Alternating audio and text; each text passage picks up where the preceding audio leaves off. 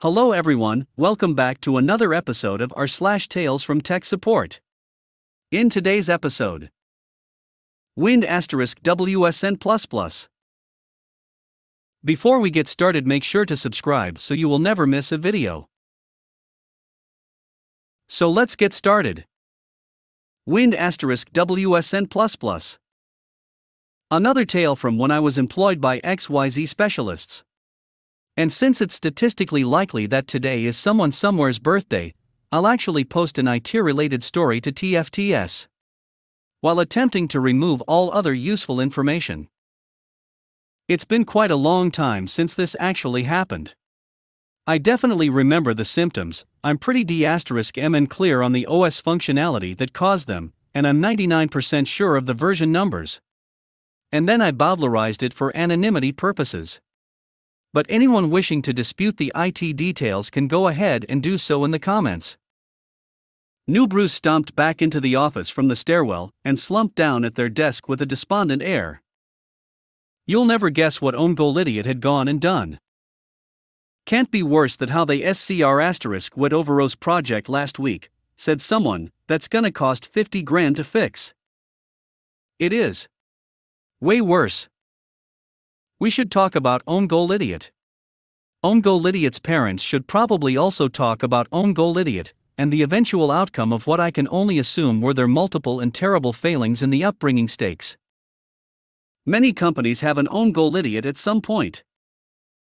The clown who interferes in *T they don't understand, and that they were told not to touch, inevitably causing more work for someone else, escalating costs, or the sudden loss of some previously profitable piece of business.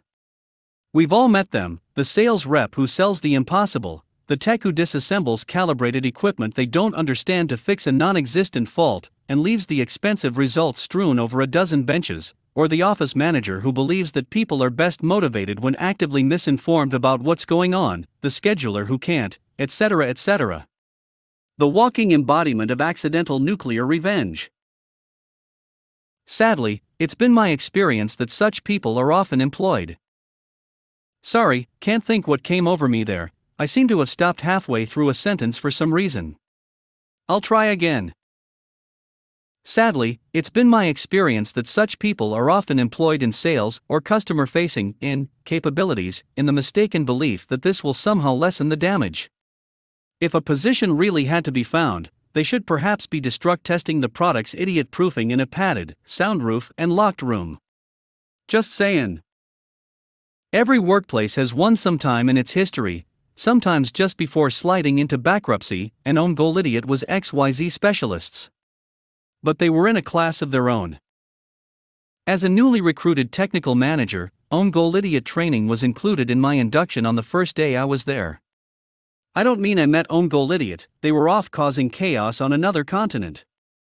I mean that they were a specific topic of discussion with pre-prepared slides, printed handouts, and my boss and two of my new colleagues spent a good half hour telling me the story of Ongolidiot, summarizing their past offenses, emphasizing that I would be sorting out some unnecessary *T sooner or later, and then telling me which official, unofficial and deniable resources were available to help me do that. Everyone in the industry knew about Ongolidiot, including all the regular/long-term customers. Ongolidiot was employed as a senior sales rep without portfolio on an exceptionally F***king generous basic package, and unfortunately they knew that there was basically zero chance they could ever be fired whatever they did, because #reasons. They could have stayed at home all day and done nothing. We wished it was so, but they didn't. Instead, they randomly involved themselves unasked for in other people's sales/projects, F***ed them up completely, and then just wandered off to *W with something else. They also lied without hesitation or compunction, and often without apparent purpose, because their invulnerability meant that even blatant dishonesty had no consequences whatsoever. Someone else sorted out the mess, and Ongolidiot just picked up their check at the end of the month. As you can imagine, there is a long story as to the how and why of Ongolidiot, and I am not at liberty to tell it here. Or probably anywhere else. Because #reasons. Back to the conversation. New Bruce is speaking again. Own goal idiot took customer out to lunch last week and just randomly volunteered to upgrade the software spec on massive project from Windows NT4 to Windows NT5.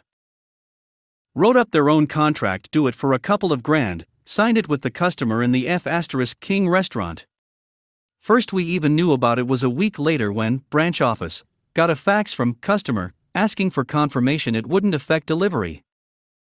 No getting out of it? No. It's basically valid in customer's jurisdiction, and if we walk, we'll never be able to do business in jurisdiction again.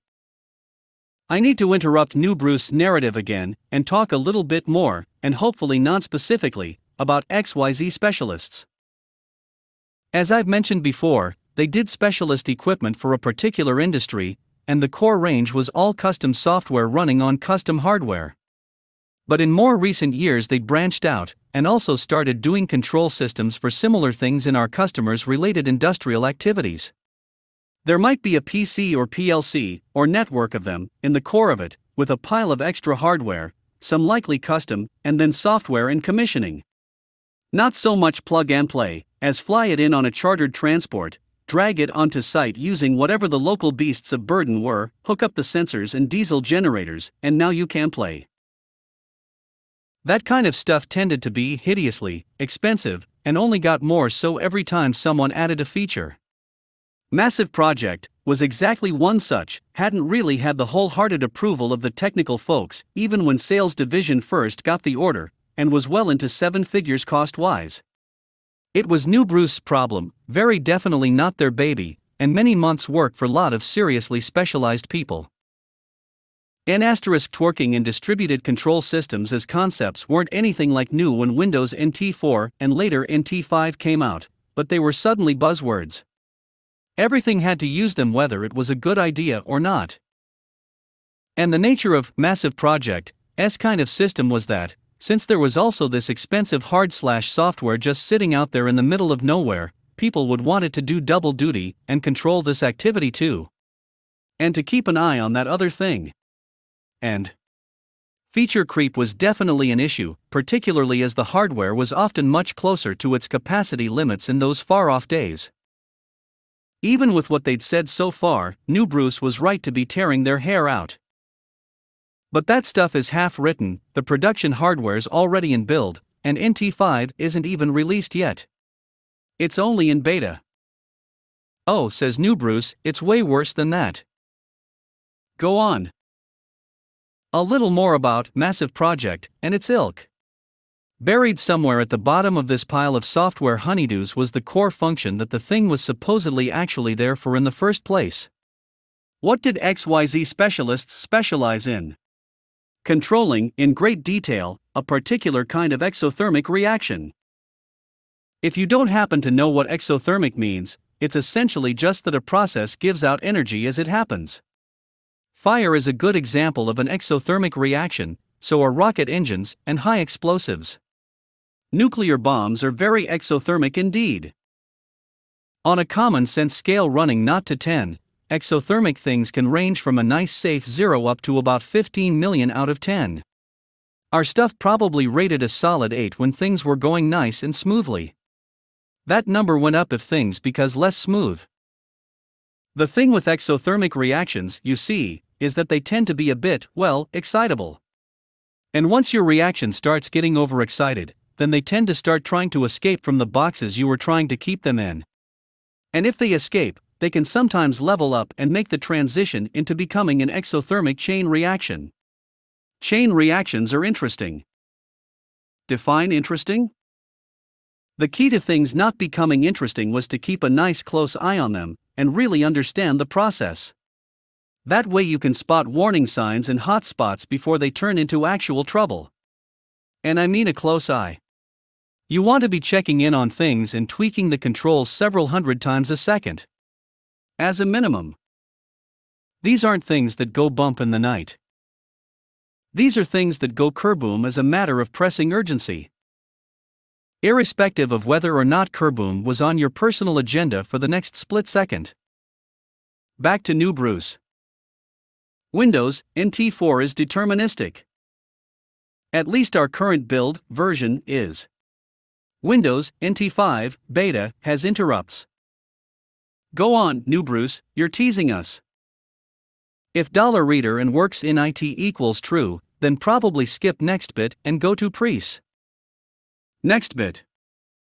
Here's the non-IT explanation.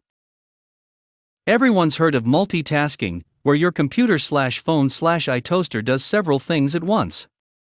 Except that unless you're the USAF and currently using a massively parallel supercomputer, they're basically lying to you.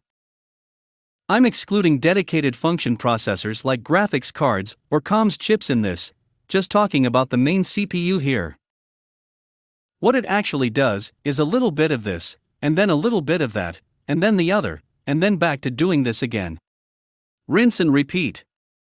From the outside it looks as though all the things are all moving along together, rather than in fits and starts, because the processor swaps between them many times a second. And thus, the user is fooled. There are basically two ways of doing this. 1. Do a reasonable amount of task 1, get to sensible stopping point, put everything away neatly. Move on to task 2 again, do that until some part of the task is done, tidy away, move on to task 3, or back to task 1 if there are only 2. This is generally most efficient and what real people do. For example, chop up all the onions you need, chuck them in the pan, wash your hands and start emptying the dishwasher, breaking off intermittently to stir the onions. Do as much dishwasher emptying as you have time for before touching the garlic, because you'll have to wash your hands again after that. This, ladies and gentlemen, is cooperative multitasking. Tasks keep going until they've done their bit and voluntarily release control, or a more important thing, an interrupt, needs doing and shouts them down. 2. The alternative is what happens if you're being micromanaged by a particularly psychotic boss. Clear your work area and do a little bit of task 1 until boss rings the bell. Pack up task 1 and put it in storage, wash your hands and unpack task 2, then work on that from whatever state it's in until the stopwatch means boss can ring the bell again. Immediately pack task 2 up, wash your hands and... Welcome to preemptive multitasking. You get the idea, not a good way for humans to do things, lots of unnecessary housekeeping to keep the tasks separate. Apply common sense and way number 1 works fine. Unfortunately, computers don't have much common sense. In fact, they're dumb as F***ck. But they generally work really fast, and they will do exactly what you tell them to. So for computer controls where anything is safety critical, or a milliseconds inattention will cause quality problems, or CURB-OOM, preemptive multitasking is what you want. Imagine trying to actually simultaneously grill food, change the baby and empty the dish and at the same time. Why doesn't matter, they just all have to be done right now. Your lifestyle choices are not my problem. You need to look at the grill every few seconds to make sure it hasn't crisped too much, constantly go back to the baby to check it isn't in danger of rolling off the mat/table, even if you achieve nothing else while you're there, while also running over to the cleaner as often as possible, and dealing with its incompatible kind of dirt. Cue lots and lots of hand washing, and picking things up/putting them down. You might actually spend most of your time doing that, but that's a sacrifice you have to make because there's only one of you, and you can't afford to miss a trick with either the baby or the grill. Or accidentally combine the two. Windows NT4 would do this if you set it up right, which is also called being deterministic.